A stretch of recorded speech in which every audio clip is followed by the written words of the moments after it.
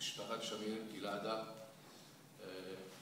שיחד פעלנו באותה מסגרת. ידידי השר לשעבר משה ניסים, שעימו יחד חבשנו את ספסל הלימודים באותה כיתה בבית ספר בירושלים. הוא הצליח להיות שר ואני הצלחתי פחות. מכובדיי כולם. הנושא שעליו אני אדבר הערב שזור בתוכנית המרכזית שנבחרה, והוא ראייתי שלנו במוסד את יצחק שמיר כמדינאי. וכדי לעסוק בנושא הזה, אני אעסוק במספר פרשיות ובמספר נושאים שבהם הוא עסק ושהייתה לי הזכות לעבוד לצידו, על משמעויותיהם והשלכותיהם. חלקם ידועים יותר, אבל יתברר לכם בסוף הערב שלא ידועים עד תום, וחלקם פחות ידועים. ב-1987, באפריל, התקיימה פגישה בין ממלא מקום ראש הממשלה ושר החוץ שמעון פרס לבין המלך חוסיין בלונדון. הפגישה הזאת הייתה פגישה אשר נסתיימה במה שהיה מכונה הסכם לונדון. הסכם שהוא שנוי במחלוקת ולא ייכנס לפרטיו. אני הייתי אז בלונדון ועסקתי בארגון הפגישה הזאת, אבל לא השתתפתי בה הלכה למעשה. אבל לימים, כאשר הנושא עלה, אמר מי שהיה אז שר החוץ, באחת משיחותיו עם מר שמיר, ראש הממשלה, שהוא איננו יודע למה מר שמיר מלין על כך שנעשה דבר שהוא לא היה שותף לו, והרי היה לכם נציג בלונדון, אפרים הלוי. ובכן, אני לא השתתפתי בפגישות עצמם, אני עסקתי מסביב. אבל לא יכולתי להגיד שלא הייתי בלונדון, ולא יכולתי להגיד שלא ראיתי את המלך חוסיין. זה נכון שראיתי אותו, אפילו לחצתי את ידו. הוא אמר לי, pleased to meet you, sir. ואמרתי, pleased to meet you, Majesty. ובזה הסתיימה דו השיח ביני לבין המלך, והיותי שותף בשיחות שהיו. כעבור כמה חודשים, כאשר הסכם לונדון למעשה עלה על סרטון, הייתה מחשבה שנכון יהיה להסדיר פגישה בין ראש הממשלה יצחק שמיר לבין המלך חוסיין. מר שמיר נתן את הסכמתו לפגישה הזאת, והפעם הוא יצא ללונדון ואני הייתי לצידו, יחד עם עוד שניים מעוזריו, יוסי בן אהרון ויענקי מורילשטיין, וכמובן בנוכחותו גם ובהשתתפותו של עזריאל נבו, המזכיר הצבאי של ראש הממשלה. הפעם השתתפתי בפגישה, זו הייתה פעם ראשונה שהשתתפתי בפגישה עם המלך. הפגישה התקיימה בשבת, נמשכה מספר שעות, והפגישה הזאת נדונו נושאים שונים. ערב הפגישה, בליל הפגישה, בליל שבת, אני ישבתי בחדרי, ישבנו אז באחד מהבתים של המלך באזור לונדון, היו לו מספר בתים שם, למלכים יש בדרך כלל הרבה בתים, זה אחד מסמלי המלוכה, והיו לו מספר בתים באזור לונדון. ישבנו בבית הזה בקאסלווד, אני הייתי בחדרי, וב-11 בלילה שמעתי דפיקה בדלת, פתאום ראש הממשלה שם ואומר, אתה ישן? אמרתי לו, אני לא ישן. אז אולי בואו נלך קצת לטייל. שומריו, המאבטחים שלו הלכו לישון, ויצאנו יחד, אני מבקש לא לדווח את זה לשב"כ, עד היום הזה זה מסוכן. ויצאנו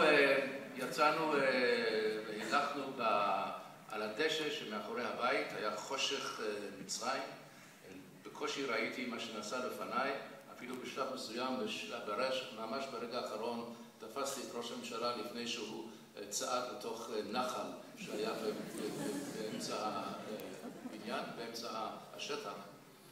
ואחד הדברים שהוא שאל אותי היה מה דעתי על המלך וכולי, ואמרתי לו שהבנתי את המלך היא מוגבלת, כי חוץ מאשר להחליף את 4 המילים שסיפרתי לכם, לא החלפתי שיחה עם המלך.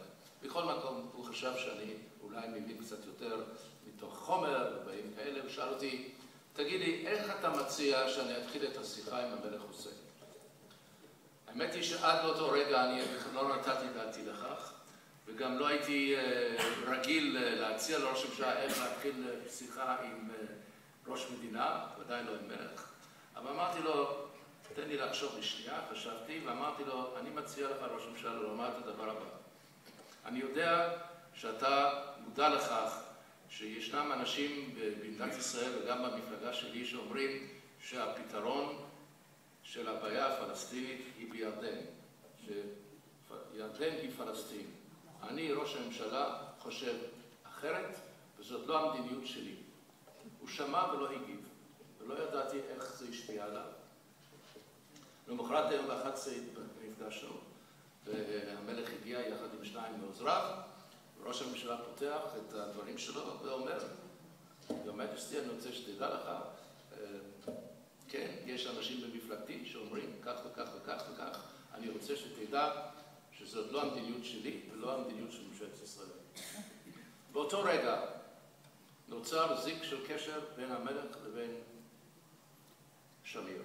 באותו רגע נוצר הבסיס שבעצם אפשר למלך לראות ביצחק שמיר שותף מרכזי בהבנתו את המזרח התיכון ואת כל מה שהלך מסביב.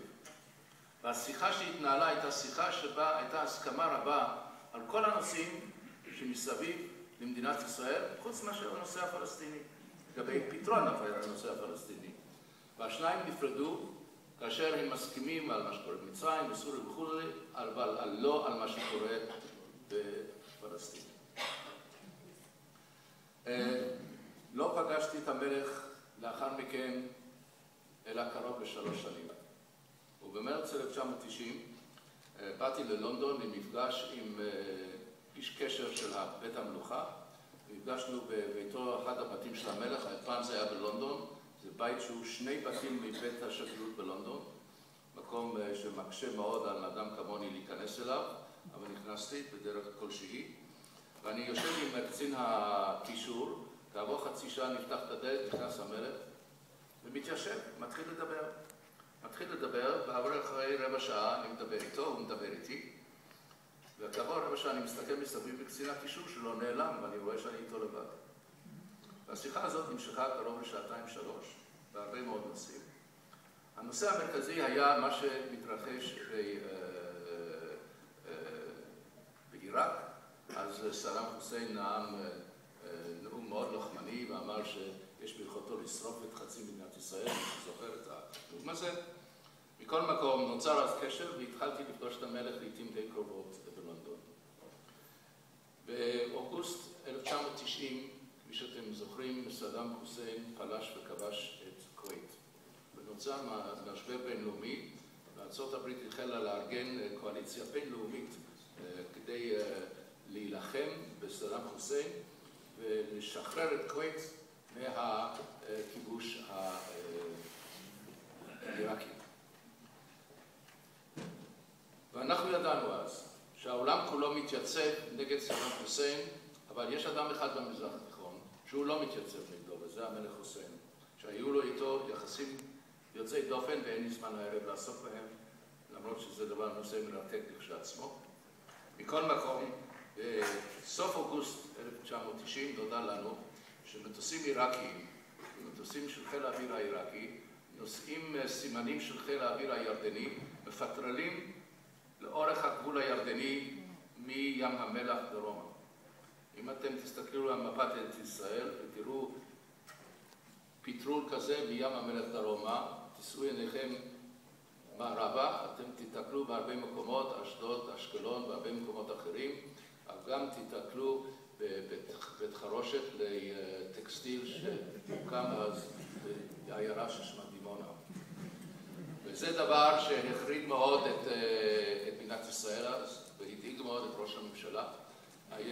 אילו היו מבצעים דעיכה ותקיפה, לפי דעתי, תוך דקתיים-3 אפשר היה שהמטוסים היו מגיעים ליעד. ואז הטילה עליי ראש הממשלה לנסוע לפגוש את המלך ולהזהיר אותו ולדרוש ממנו להפסיק את הטיסות האלה ולהסיק את הכוחות האווירי העיראקי מהשטח. ונסעתי אליו, הוא הגיע ללונדון בעצם בפגישה עם ראש ממשלת בריטניה, שהייתה גם כן, גרט תאצ'ר הייתה אז ראש הממשלה, והוא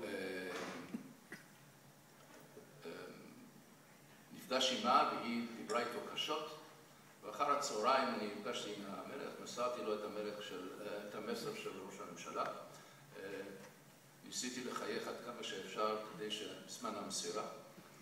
זכרתי את הדברים של הנשיא רוזוולט, תיאודור רוזוולט, שכשאתה הולך למקום כזה, כשאתה מחזיק מקל חובלים ביד, אז דבר בנועם.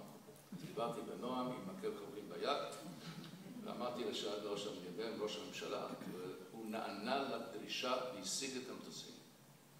באותה פגישה אני אמרתי למלך שאני חושב שזה היה טוב אם הוא היה נפגש עם ראש הממשלה, כי אינני יודע מה יקרה במזרח התיכון, ואם תהיה או לא תהיה מלחמה, והיה חשוב שהשניים איכשהו ינסו לאפס דעות ולאפס עמדות.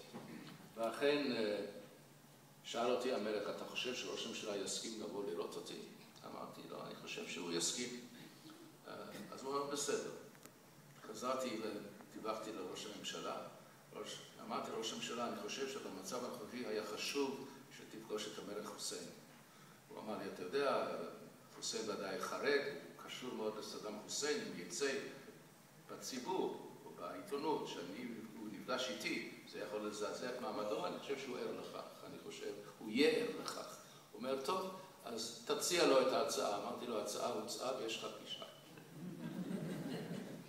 הפגישה התקיימה בלונדון, נדמה לי ב5 בינואר, אם אני לא טועה, מספר ימים לפני המלחמה. השתתפו בה גם כן עוזריו הקרובים של ראש הממשלה, אליקים ויוסי, וכמובן עזריה, המזכיר הצבאי, וגם התלווה סגן הרמטכ"ל אהוד ברק. המלך הגיע יחד עם בן דודו, העמר שהיה רמטכ"ל של צבא ירדן הרבה שנים, ועוד כמה מעוזריו. הפגישה הזאת התחלקה לשניים, הפגישה שבה כולם ישבו ודסקסו את המצב, ולאחר מכן המלך וראש הממשלה נפגשו יחדיו, וכעבור כמה דקות ביקשו ממני להיכנס בתור איש שנאמן על שניהם, כך הם ציינו זאת, וכדי לרשום את הפרוטוקול. ביסודו של דבר מה שקרה, ואני אצמצם את הדברים, ראש הממשלה ביקש את רשותו של המלך חוסיין להשתמש במרחב האווירי של ירדן, היה בישראל תותקף והתעקש צורך לתקוף חזרה ולהגן על עצמם. והמלך חוסיין אמר שהוא לא יכול לאפשר זאת, הוא לא יכול לאפשר את מה שנקרא violation of my airspace, את הכניסה של כוח אווירי ישראלי למרחב הזה, ואם מטוסים ישראלים יטוסו במרחב האווירי של ירדן, ההגנה האווירית הירדנית תפתח באש מתוך מטרה ליירט את המטוסים ולהשמיד אותם.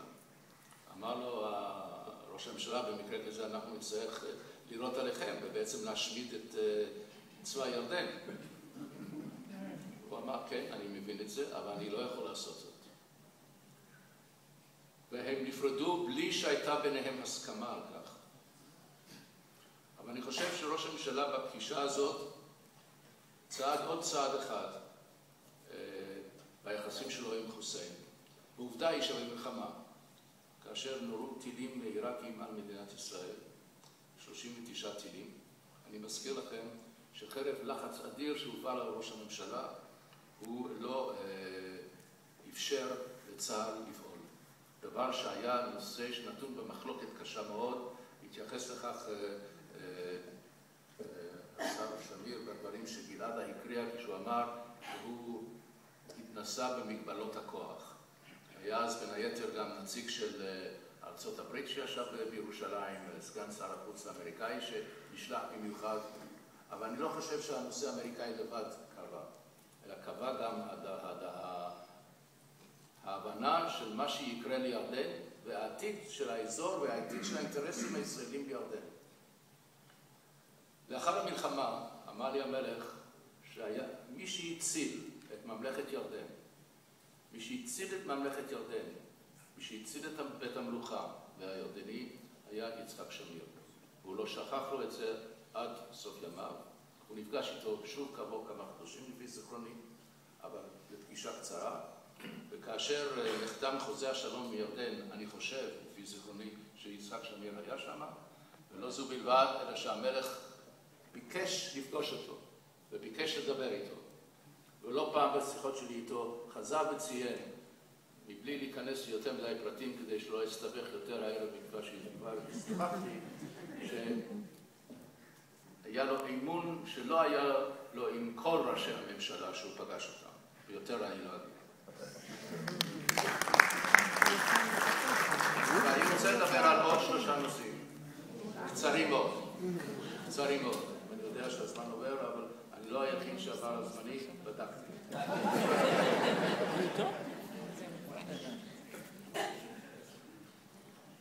במסגרת היחסים שבין ישראל לבין ברית המועצות היו פרקים שונים, והוזכר כאן הערב שבזמנו של יצחק שמיר חודשו היחסים הדיפלומטיים עם ברית המועצות, וזה נכון.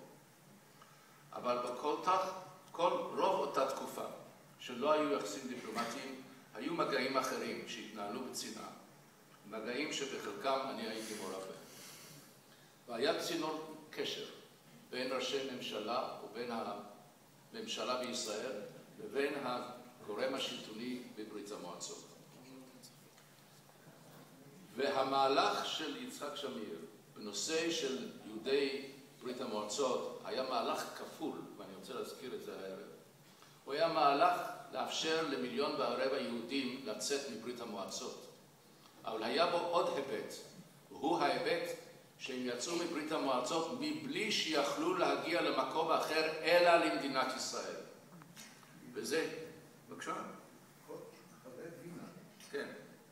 וכתוצאה מכך נכנס יצחק שמיר לא רק לעימות כזה או אחר עם הממשל האמריקאי, אבל עימות חזיתי עם יהדות ארצות הברית, שאמרה למה שיהודי שיוצא מברית המועצות, למה לא לתת לו את חופש הבחירה? ויצחק שמיר אמר לא תהיה לו חופש בחירה. הוא יוכל לחזור, לצאת, יש לו ויזה למדינת ישראל, והוא יגיע למדינת ישראל, אחרי שהוא יהיה במדינת ישראל, אחרי שהוא יהיה תקופה מסוימת, אחרי שאולי תהיה לו גם דרכון, הוא יכול לנסוע לאן שהוא רוצה, אבל הוא יגיע רק למדינת ישראל. ואני חושב שזה היה המסה הקריטית שאפשר את השינוי במעמדה של ישראל, שנוספו 1.25 מיליון יהודים שחלקם, אילו ניתנה להם האפשרות, ניתנה להם הבחירה, לאו דווקא היו מגיעים לכאן. רק אדם עם עוצמות שלטוניות ועוצמות חזוניות יכול להחליט שהוא בעצם יאסור על למעלה מ1 מיליון אנשים את חופש התנועה. וכך הוא עשה, וככה זה קרה בפועל. וגם בזה כוחו רב היה מאוד. לקראת סוף קיומה של ברית המועצות התקיימה ועידת מדריד. ואני רוצה, וזה הדבר האחרון שאני רוצה להזכיר אותו, כי דובר כבר על ועידת מדריד. מה שיצחק שמיר רצה בוועידת מדריד היה לא רק שהיא תתקיים, אלא שהיא תתקיים ולא תמשיך להתקיים. אני אסביר. העיקרון היה מאוד פשוט, ובזה הייתה המחלוקת המרכזית בינו לבין מי שהיה אז ממלא מקום ראש הממשלה ושר החוץ, שהוא היום נשיא מדינת ישראל. בהסכם לונדון, הפורמט של ההסכם היה שאת המשא ומתן שיהיה תלווה חסות בינלאומית, חסות מעצמתית. ויצחק שמיר הסכים ללכת למדריד רק בתנאי והתחייבות שברגע שמסתיימת הוועידה היא לא תתכנס לעולם שוב, אלא במעמד חתימת חוזה השלום בין ישראל לבין בני השיח שלה. ואת זה הוא חילץ ממזכיר המדינה בייקר. ובכוח זה הוא הגיע למדריד, ועזב את מדריד ביום שישי בבוקר, אם אני לא טועה, אחרי שהוא נאם את נאומו, ולכן לא זכה במרכאות לשמוע איך שר החוץ הסורי התנפל עליו ושלף את או המסמך של הבולשת הבריטית שקבע שיצחק שמיר הוא טרוריסט. מחזה מופרך כשעצמו, אני הייתי שם, ריכזתי אז את כל הפעילות של המוסד באותה תקופה סביב ועידת מדריד. הרעיון הזה שלא תהיה כפייה, שישראל תהיה תמיד ריבונית ולא תהיה עליה כפייה, היא צריכה לקבל החלטות פרגמטיות כאלה ואחרות, אבל לא כפייה, זה עיקרון שהוא עמד עליו והצליח בו. אבל הנה, אם תרצו, לעג הגורל, וזה אני אסיים. יצחק שמיר לא רק הציד את ירדן, בעמדה שהוא נקט, שהוא לא פעל ולא אפשר לצה"ל לפעול, הוא לא הביא לפירוקה של הקואליציה הגדולה של ארצות הברית הקימה כדי להילחם בסדאם חוסיין.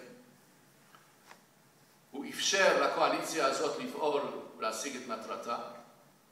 הוא נתן לארצות הברית אחר כך את ועידת מדריד, ובמענה הוא קיבל מהלך אמריקאי שאני חושב שלא היה כמוהו אי פעם, של מה שהיה אז, שזה הקפאת הערבויות של הלוואה גדולה, מלווה גדול, שעמד להתבצע מול מדינת ישראל, ולפי דעת לא מעטים, ואני חושב שיש לזה מקום, אולי זה אחת הסיבות שתוצאות הבחירות ב-92 היו כפי שהיו.